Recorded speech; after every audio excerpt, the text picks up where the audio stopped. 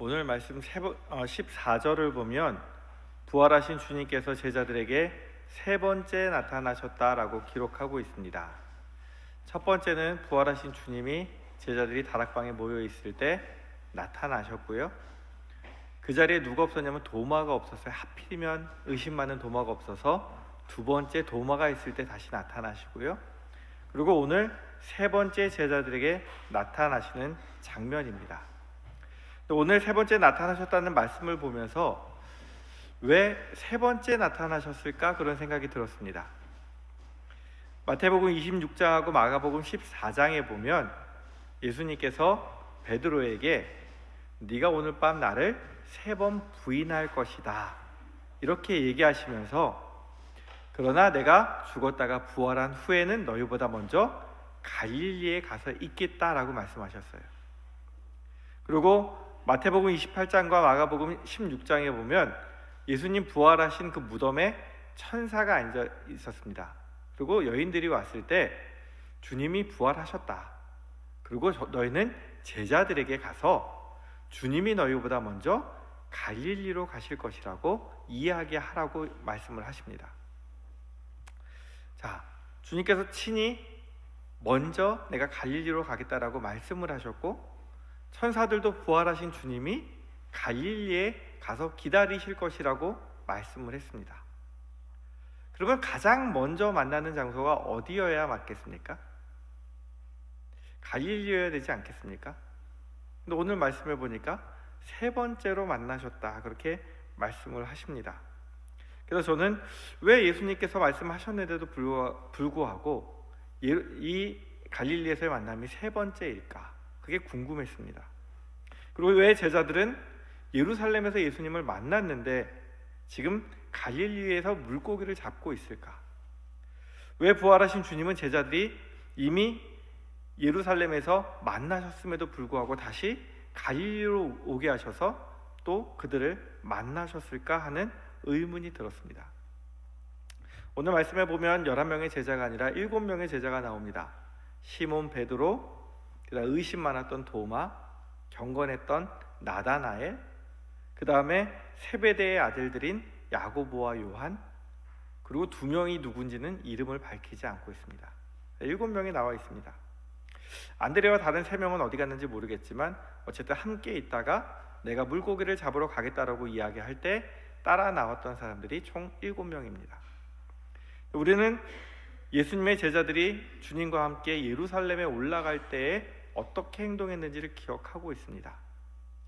많은 사람들이 주님이 예루살렘에 올라가실 때에 예수님은 정말 말씀에 권위가 있으셔. 그리고 누구보다 잘 가르치셔. 거기다가 병자들도 고치시고 적은 떡과 물고기로 많은 사람들을 먹이시고 그것이 많이 남을 수 있도록 기적을 베푸시는 분이셨어. 우리는 예수님이 우리의 메시아, 왕이 되셨으면 좋겠어. 사람들은 예수님이 왕이 되기를 원하고 기대했습니다. 그렇게만 되면 그들의 질병의 문제, 먹고 사는 문제가 해결될 것이기 때문이었습니다. 하물며 예수님 옆에서 예수님을 바라보던 3년간 예수님을 따라다니던 제자들은 어떤 마음을 품고 있었겠습니까? 사람들이 다 예수님을 좋아하고 이제는 예수님을 메시아로 추대하려고 하는 그 분위기를 보면서 이들이 야망을 품었습니다. 예수님 옆에 있다 보면 나도 남들이 부러워하는 자리, 남들이 성공했다라고 이야기하는 자리에 앉을 수 있지 않을까? 그러니까 나는 예수님과 함께 이번에 올라가서 큰 성공을 거두어야 되겠다. 그러니까 오죽하면 세베대의 2 아들들은 어머니를 동원해서 예수님께 청탁을 합니다. 당신의 오른편과 왼편에 내 아들 야고보와 요한을 앉혀주십시오. 엄마까지 동원을 해요. 이걸 보면서 다른 제자들이 화를 냅니다. 왜 화를 냈을까요? 자기들도 그 자리에 앉고 싶은데 세베대의 아들들이, 엄마와 또 예수님의 어머니가 친척이었거든요. 그걸 이용해서 청탁하는 것을 보고 화가 났습니다. 서로 출세하고 싶은 마음이 있었습니다. 그래서 그들은 올라가면서 계속 누가 크냐는 논쟁을 하면서 싸우게 됩니다. 심지어 6월절이 되어서 예수님과 함께 식사하는 자리에 앉게 되었는데, 그 당시에는 이제 손님이 오거나 선생님이 오시면 누가 하게 되냐면 하인이나 제자들 중에 손님이나 선생님에게 발 씻을 물을 가져다 드리든지 발을 씻어 드리는 것이 예의였습니다. 근데 예수님이 오셨는데 아무도 하지 않습니다. 왜요? 그거는 제일 막내, 제일 낮은 사람이 하는 것이기 때문에 자기는 높은 사람이 될 거라고 생각을 합니다. 그러니까 서로 하지 않습니다. 그러니까 예수님께서 먼저 발을 씻어주면서 너희 중에 크고자 하는 자는 섬기는 자가 되어야 된다, 이렇게 말씀을 하십니다. 예수님에 대해서 기대를 하고 있었던 이 제자들은 예수님의 말씀이 귀에 들어오지 않습니다. 세족식을 하고 이 유월절 음식을 먹을 때까지만 해도 주님이 고난 당하신다는 생각을 절대 할 수가 없었습니다. 예수님께서 성에 입성하실 때 사람들이 그렇게 환호하고 예수님께 인기가 많았는데 예수님이 과연 고난을 당하실까? 예수님 말씀하시죠? 베드로에게 식사하시면서 네가 오늘 나 3번 모른다고 할 거야. 너희들은 다 나 버리고 도망갈 거야. 그러나 제자들은 그렇게 생각하지 않았습니다. 예수님이 우리를 누구를 크게 쓰실지 보려고 시험하시나 보다. 그러니까 베드로는 뭐라고 대답하냐면, 주님, 내가 주와 함께 죽을지언정 절대로 주님을 부인하지 않겠습니다. 근데 다른 제자들도 베드로와 똑같은 마음으로 저희도 절대 주님을 떠나지 않겠습니다. 근데 우리가 잘 알고 있듯이 모두가 어떻게 됩니까? 요한을 제외하고는 다 도망갔습니다. 그들은 예수님이 고난당하실 거라고 생각을 하지 못했는데 예수님의 고난당하는 모습을 보면서 도망갔습니다. 저는 이 모습을 보면서 어떤 생각이 드냐 하면 제자들도 참 인간적이다라는 생각이 듭니다. 일제강점기에 신사참배를 하지 않는 믿음의 신앙 선조들도 있었지만 대부분의 신앙 선조들은 우상 숭배와 타협을 했습니다. 심지어 우리가 가장 존경하는 한국의 목회자 고 한경직 목사님께서 종교인의 이제 노벨상이라고 불리는 템플턴상을 받으실 때에 이렇게 고백하십니다. 저는 죄인입니다. 저는 신사참배를 했습니다. 우리가 존경하는 그 목사님도 신사참배를 하셨습니다. 또한 6.25 전쟁 때 얼마나 많은 사람들이 공산당의 총칼 앞에서 믿음이 없는 그런 행동을 하였습니까? 만약 여러분들 다시 전쟁이 난다고 하신다면 여러분들은 어떤 모습으로 하나님 앞에 설 수 있으시겠습니까? 과연 이들을 믿음이 없다라고 욕하실 수 있겠습니까? 여러분 앞에 총칼을 들이대면 나는 그래도 예수 믿겠습니다, 이렇게 대답할 자신 있으십니까? 저는 총칼을 들이대면 예수 믿는다고 할 것 같아요. 바로 죽으면 천국 가니까. 그런데 저를 고문한다 그러면 자신이 없습니다. 지속적인 고난에는 제가 약하다는 걸 알고 있거든요. 주님은 제자들이 인간적이고 약하다는 것을 알고 계셨습니다. 그래서 주님은 제자들에게 실망하지 않으십니다. 그리고 요한복음에 보면 오히려 제자들을 위해서 기도해 주시는 장면이 나옵니다. 이들이 시험에 들지 않도록. 그런데 제자들에게는, 주님은 알고 계셨지만 제자들에게는 전혀 생소한, 생각도 못한 고난이었습니다. 주님이 3번이나 고난을 말씀하셨지만 한 번도 주님이 고난당하실 거라고 생각하지 않았고, 주님이 오늘 밤 너희가 나를 부인하고 떠날 것이라고 말씀하셨지만 절대 그런 일이 있을 것이라고 생각조차 하지 않았습니다. 그런데 주님이 잡혀가시고 돌아가시는 것을 보면서 이들은 아마 마른 하늘의 날벼락, 하늘이 무너지는 느낌을 받았을 것입니다. 내가 주님만 바라보고 이 3년을 쫓아왔는데, 내 생업을 내팽겨치고 주님 옆에만 있으면 성공할 줄 알았는데 이제 마지막 그 성공의 자리가 한 발자국밖에 안 남았다고 생각했는데 모든 것이 다 무너져 버렸습니다. 주님의 죽음을 경험하면서 제자들은 자신의 실수가 떠올랐을 것입니다.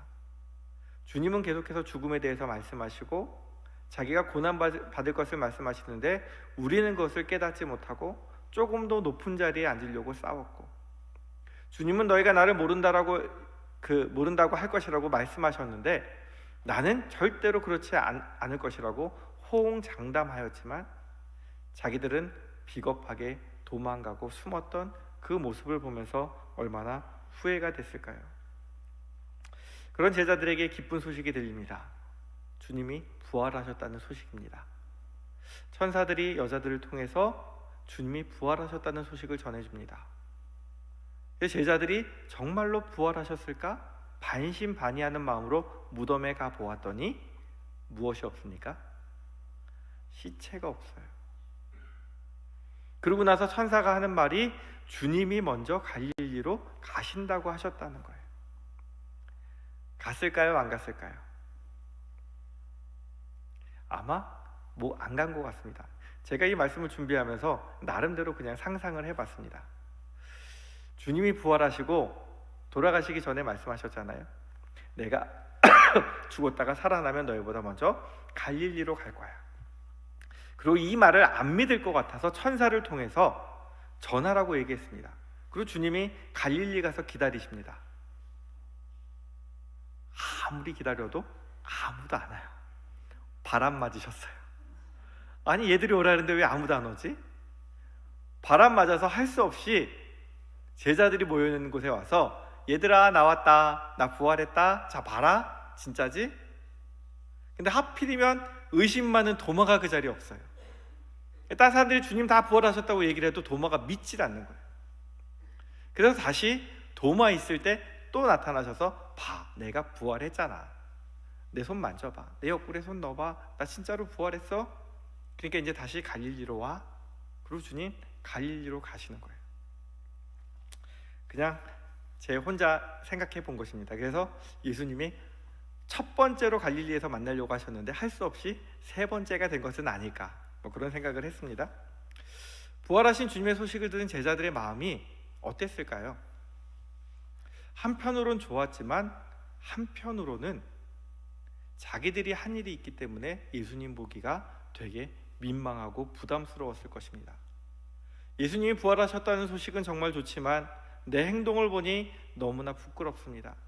주님을 만나는 것이 부담스럽습니다.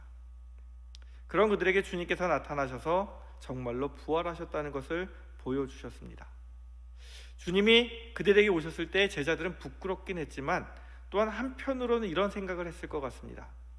아, 이제 고생 끝, 다시 행복 시작. 여지껏 주님을 따라다녔습니다. 근데 주님이 돌아가시면서 모든 것이 물거품이 됐다고 생각했는데 이제 예수님이 다시 부활하신 겁니다. 그럼 그 전에도 인기가 엄청 많으셨습니다. 한 주 전만 해도 예루살렘에 입성하실 때 모든 사람들이 호산나를 외치면서 종려나무 가지를 흔들며 주님을 환영했습니다. 그런데 그 주님이 십자가에서 돌아가시는 것을 모든 사람이 다 봤습니다. 근데 그 주님이 부활하신 거예요. 부활하신 주님이 제자들을 이끌고 다니시면서 기적을 베풀고 말씀을 전하시면 사람들이 얼마나 호응하고 좋아하겠습니까? 야, 십자가에서 돌아가신 분이 살아나셨어. 저분이 우리 모든 병을 다 고쳐주셔. 우리가 배고플 때는 기적을 일으켜서 모든 사람들 다 먹일 수 있는 능력이 있으셔. 이전보다 더 큰 꿈을 꾸었을 수도 있습니다. 근데 문제가 생겼습니다. 주님이 예전에는 제자들을 매일 끌고 다니셨는데 부활하신 주님은 한 번, 두 번 나타나시더니 제자들을 데리고 다니지 않으십니다. 그리고 예전에 모든 사람들이 보는 데서 다 행동을 하셨는데 이제는 사람들 앞에 나타나시지 않고 몇몇 사람에게만 나타나시는 겁니다. 그러니까 사람들이 주님의 부활을 믿는 사람도 있고 믿지 않는 사람도 있습니다. 제자들은 이제 주님이 말씀하시면 주님과 동행하면서 시키는 일, 모든 일을 할 수 있다라고 생각을 하고 있었는데 주님이 이제는 그들을 데리고 다니지도 않으시고 사람들 앞에도 드러나지 않으십니다. 그럼 내가 이제 뭘 해야지? 이전까지는 주님이 그들을 데리고 다니실 때 시키시는 일만 하면 됐는데 수동적인 삶을 살았는데 이제는 주님이 함께 하시지 않으니까 내가 무엇을 해야 될지 알지 못하는 겁니다. 우리의 모습과 비슷하지 않습니까? 주님을 처음 만났을 때, 주님을 열심히 믿을 때 모든 것이 다 잘 될 줄 알았습니다. 주님만 따라다니면, 예수님만 믿으면 만사가 형통할 줄 알았습니다. 살다 보니 아프고, 살다 보니 사업도 망하고, 살다 보니 가정에 문제도 생기고, 힘들고 어려운 일이 너무나 많이 생깁니다. 부활하신 주님을 만나서 구원의 확신은 있지만 내 삶의 모습을 보니 다른 사람들한테 예수 믿으면 이게 좋아라고 얘기할 수 있는 형편이 아닙니다. 오히려 믿지 않는 사람들처럼 조용히, 예수님을 모르는 사람처럼 조용히 혼자 믿고 싶어하는, 내가 예수님을 믿지만 어떻게 섬겨야 될지 알지 못하는, 혹시 그런 상황에 있지는 않습니까? 제자들이 아마 이런 답답한 상황이었을 겁니다. 주님만 믿으면, 주님만 따라다니면 다 될 것이라고 생각했는데 주님이 함께 하시지 않으니까 내가 할 수 있는 것이 아무것도 없고 오히려 사람들을 피하고 싶은 심정이 됩니다. 부활하신 주님을 만난 제자들은 그래서 다시 갈릴리로 돌아갑니다. 주님께서 갈릴리로 오라고 말씀하셨기도 하셨지만 예루살렘은 원래 내가 살던 곳이 아니고 내가 살던 삶의 자리는 갈릴리에 있습니다. 그래서 갈릴리로 돌아갔습니다. 제자들은 예루살렘에 올라갈 때는 높은 자리를 꿈꿨지만 이제 갈릴리로 돌아가면서는 모든 것이 끝났다는 생각이 들기 시작했습니다.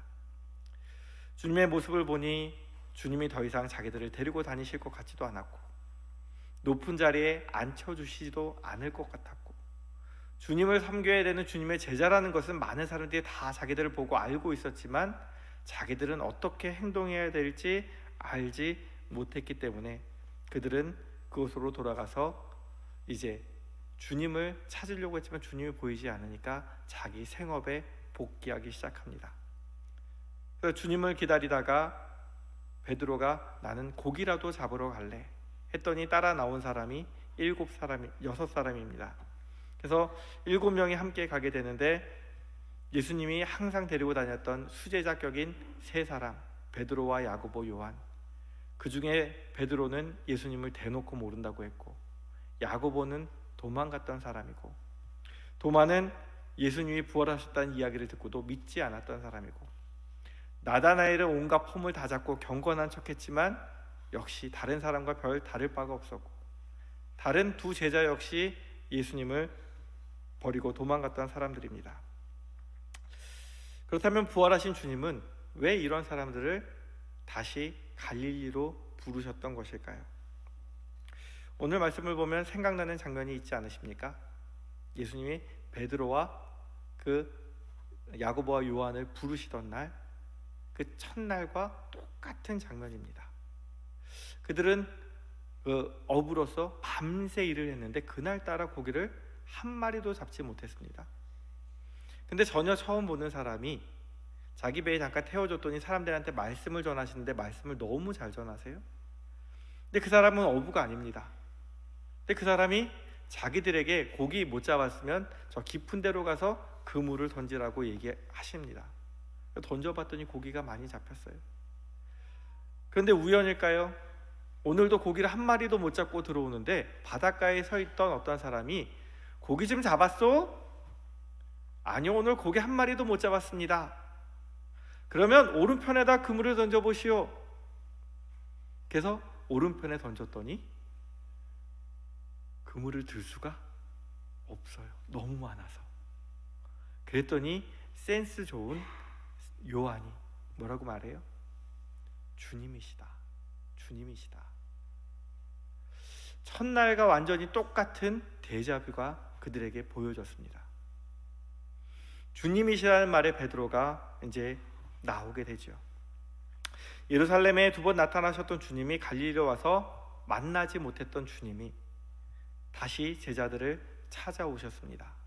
12절에 보니까 제자들이 주님이신 줄 아는 고로 당신이 누구냐 감히 묻는 자가 없었더라.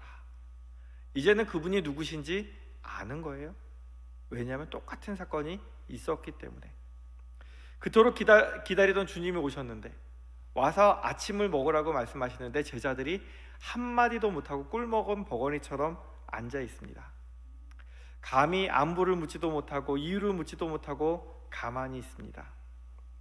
베드로와 야고보와 요한이 주님을 보니까 자기를 첫날 부르셨던 그 장면과 자기가 주님을 버리고 떠났던 그 장면이 동시에 떠오르면서 주님께 할 말이 없습니다. 나는 주님을 떠나지 않겠습니다라고 장담했던 제자들 역시 주님을 보니 자기의 죄가 깨달아집니다. 그래서 유구무원이라고 입은 있지만 아무 말도 못하고 주님 앞에 가만히 침묵하고 있습니다. 그때 주님이 가장 먼저 하신 것이 무엇이냐면 그들에게 밥상을 차려주십니다. 만약 주님이 그들을 책망하시고자 하셨다면 예루살렘에 나타났을 때 2번이나 기회가 있었습니다. 근데 그때도 지금도 주님은 여전히 제자들의 잘못에 대해서, 죄에 대해서 말씀하지 않으십니다. 그리고 주님께서 제자들을 찾아오신 이유가 책망하기 위함이 아니라 실수하고 죄책감에 빠져있는 제자들을 위로하시고 다시 사명을 주시고자 찾아오셨습니다. 그래서 제일 먼저 한 것이 그들에게 밥상을 차려주시는 것이었습니다. 이 밥상은요, 주님과의 관계를 회복하는 밥상입니다. 제자들의 잘못에 대한 말 1절 없이 이 밥 먹고 이제는 힘을 내기 원하셨습니다. 이전에는 주님이 그들을 데리고 다니시면서 앞에서 이끌어 주셨지만 이제는 주님께서 승천하실 것이고 앞으로 제자들이 스스로 주님을 위해서 일해야 되는데 이제는 이 밥상에서 이 밥 먹고 힘내서 힘을 회복하고 나를 위해 살라고 밥상을 차려주시는 겁니다. 밥상에는 사람을 생각하는 사랑이 있고 밥상에는 사람의 힘을 북돋아주는 힘이 있는 것 같습니다. 얼마 전에 같이 밥을 먹다 딸들하고 밥을 먹다가 딸들이 웹 드라마를 보는 거예요.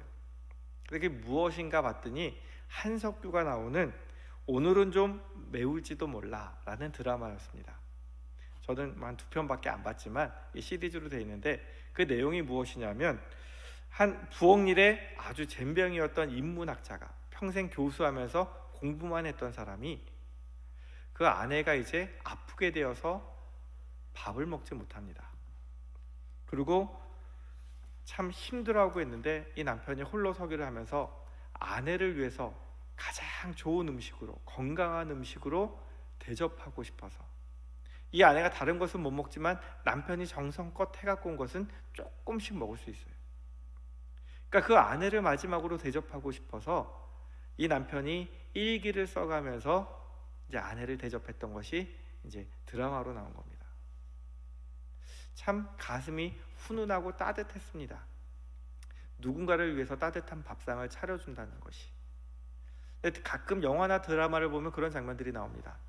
아들이나 남편이 밖에 나갔다가 힘들어하기도 하고 실패하고 돌아왔을 때 가끔 보면 잔소리도 하지만 엄마나 아내가 조용히 밥 차려주고 밥 먹으라고 그러고 들어가는 장면이 있어요.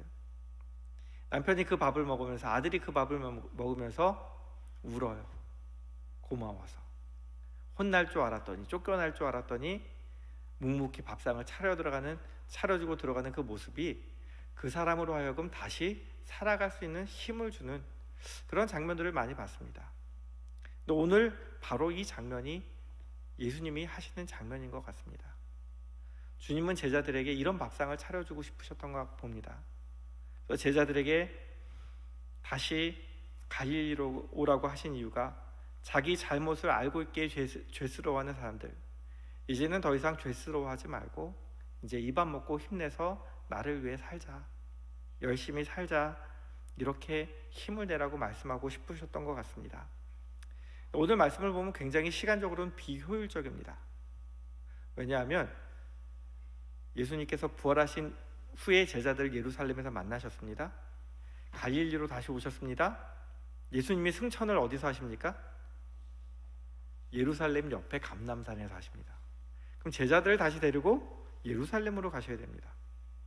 그럼 왔다 갔다 할 거 없이 하고 싶은 얘기 있으면 예루살렘에서 다 끝냈으면 되는데 주님께서 그렇게 하지 않으시고 굳이 갈릴리로 제자들을 데리고 오십니다.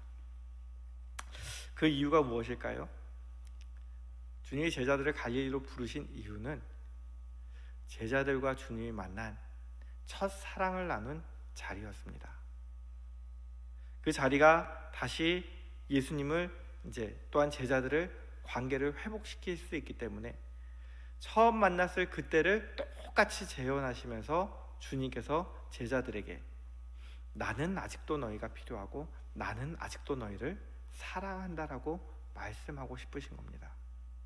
그리고 첫사랑을 회복하고 나와의 관계를 회복하자고 말씀하시는 거예요. 그리고 두 번째로 갈릴리는 주님과 제자들의 3년간의 사역이 녹아있던 자리입니다. 어떻게 해야 될지, 무엇을 해야 될지 갈 바를 모르고 방향을 잊어버리고 방황하는 그 제자들에게 이전 기억을 떠올리게 하시면서 앞으로 너희가 내가 했던 일을 이제 너희가 해야 된다라고 말씀해 주시고 알려주시는 겁니다. 그리고 그들에게 사명을 주시는 겁니다. 주님은 예루살렘에서의 실패를 뒤로하고 다시 삶의 자리인 갈릴리로 제자들을 초청하셔서 그들에게 사랑을 회복시키시고 관계를 회복시키시고 이제는 사명을 주시려고 말씀하십니다. 오늘 말씀해 보니까 주님께서 오른편에 그물을 내리라 라고 얘기했을 때 베드로가 또한 그 제자들이 말씀에 순종해서 그물을 내립니다. 그 장면을 다시 떠오르게 하신 것은 그 전에 그들이 어부였을 적에, 예수님은 목수이셨을 적에, 예수님과 아무 관계가 없을 적에 그때도 말씀에 순종했더니 하나님의 역사가 일어나는 것을 경험했습니다. 그러면 이제 앞으로도 너희가 해야 될 것은 무엇이냐면 하나님의 말씀에 순종하고 주님의 말씀에 순종하는 것이 너희가 해야 될 것이라는 것을 알려주시기 위함입니다. 그리고 오늘 읽지 않았지만 15절 이후에 주님과 베드로가 대화하는 장면이 나오죠. 이때 하셨던 말씀이 과연 베드로에게만 하셨던 말씀일까요? 네가 나를 사랑하느냐라고 물어볼 때 똑같이 죄를 지은 제자들이 둘러 앉아 있었습니다. 네가 나를 사랑하느냐? 네 주님, 제가 주님을 사랑합니다. 주님 아시지 않습니까? 베드로가 이 대답을 할 때 제자들의 마음 역시 아멘, 주님 저도 주님을 사랑합니다. 이렇게 대답하고 있지 않았을까요? 주님은 단순히 베드로에게만 그 말씀을 하고 싶으셨다면 따로 부르셨을 겁니다. 근데 제자들이 함께 있을 때 같이 밥을 먹이면서 그 말씀을 하시는 이유는 상처 입은 모든 사람들, 주님 앞에 죄짓고 나온 모든 사람들, 실족한 모든 사람들에게 너 아직도 나를 사랑하고 있니? 네가 비록 실패의 자리에 있지만, 네가 비록 죄를 짓고 나와 멀어져 있는 자리에 있지만 나를 향한 사랑이 있다면 나는 너를 향한 사랑은 변하지 않았기 때문에 언제든지 나에게 다시 오라고 말씀하시는 거예요. 주님께서 우리를 다시 회복시키고 싶어 하십니다. 살다 보면 위대한 사람들도 다 실수합니다. 모세도 이스라엘 백성들을 구원하려다 실패하고 미디안으로 도망갑니다. 엘리야도 큰 일을 이룬 이후에 이세벨에게 쫓겨서 도망가다가 하나님 차라리 저를 죽여주십시오라고 이야기합니다. 요나는 하나님의 말씀을 전하는 선지자가 니느웨로 가라고 했더니 다시스로 도망갑니다. 근데 하나님은 실패한 사람들을 버리지 않으십니다. 모세를 다시 떨기나무 아래서 불러서 소명을 회복시켜 주셨고, 엘리야를 로뎀나무 그늘 아래서 다시 회복시켜 주셨고, 요나를 물고기 뱃속에서 회복시키시면서 이제 너가 할 일이 있다라고 사명을 회복시켜 주셨습니다. 제자들도 회개하고 괴로워는 했지만 용서에 대한 확신이 없었습니다. 그래서 주님을 볼 때마다 쥐구멍에 숨고 싶었습니다. 근데 이제는 주님이 더 이상 그렇게 하지 말라고 말씀하십니다. 이제 내가 차려주는 이 밥을 먹고 다시 나와의 관계를 회복하고 이제 힘내라고 말씀하십니다. 우리 역시 살아가다 보면 실패의 자리에 있을 수밖에 없고, 또한 죄를 짓고 하나님과 멀어질 수밖에 없을 때가 있습니다. 그러나 주님께서는 우리가 그런 일로 하나님과 멀어지기를 원하지 않으십니다. 우리가 실패했던지 죄를 지었던지 다시 우리를 찾아오셔서 주님께서 우리에게 밥상을 차려주시기 원하세요. 근데 어떤 밥이냐 하면 주님이 생명의 떡이 되어주셔서 자신의 살과 피를 우리에게 주시면서 너와 내가 하나라고 말씀하십니다. 주님께서는 주님을 부인했던 큰 죄도, 주님을 버리고 도망갔던 죄도, 주님을 믿지 못했던 죄도 다 용서하셨습니다. 과거가 아니라 앞으로가 더 중요하다라고 말씀하고 계십니다. 갈릴리는 용서의 자리인 동시에 회복의 자리였고, 또한 주님께서 제자들을 믿고 다시 사명을 맡겨주시는 장소였습니다. 제자들을 갈릴리로 부르신 것처럼 많이 힘들고 어려우신 분이 계시다면 주님이 갈릴리로 오라고 하실 때에 주님, 제가 여기 있습니다. 비록 제가 죄가 많아서, 제가 부족한 것이 많아서 주님 앞에 서기엔 부족하지만 저를 부르신다면 주님으로 저를 먹여주십시오. 주님의 몸이 저의 몸이 되게 하시고 주님의 피가 저의 피가 되게 하셔서 주님의 능력을 힘입어 살아갈 수 있는 주님의 사람이 되게 하여 주십시오. 주님이 차려주시는 밥상으로 다시 찾아오시는 주님을 만날 수 있는 저와 성도님들이 되기 원합니다. 기도하겠습니다. 하나님 아버지, 제자들에게 아침을 차려주시며 그 마음을 회복시켜 주신 주님을 기억합니다. 죄와 허물이 많아 어쩔 줄 모르는 제자들의 허물을 덮으시고 그들을 여전히 사랑한다는 것을 보여주신 주님, 우리 역시 이 세상을 살아가며 좌절하고 실패하고 죄 가운데 살아가고 있습니다. 이런 부족한 우리도 갈릴리로 불러주셔서 주님의 사랑을 다시 한번 경험하게 하시고 잃어버린 주님을 향한 사랑을 품고 주님이 주시는 소명을 이루기 위해 열심히 살아가는 저희들 되도록 인도하여 주옵소서. 우리의 부족한 모습에 실족하지 않게 하시고 변함없이 우리를 사랑하시는 주님만 바라보고 살아가는 복된 삶이 될 수 있도록 인도하여 주옵소서. 예수님의 이름으로 기도드립니다. 아멘.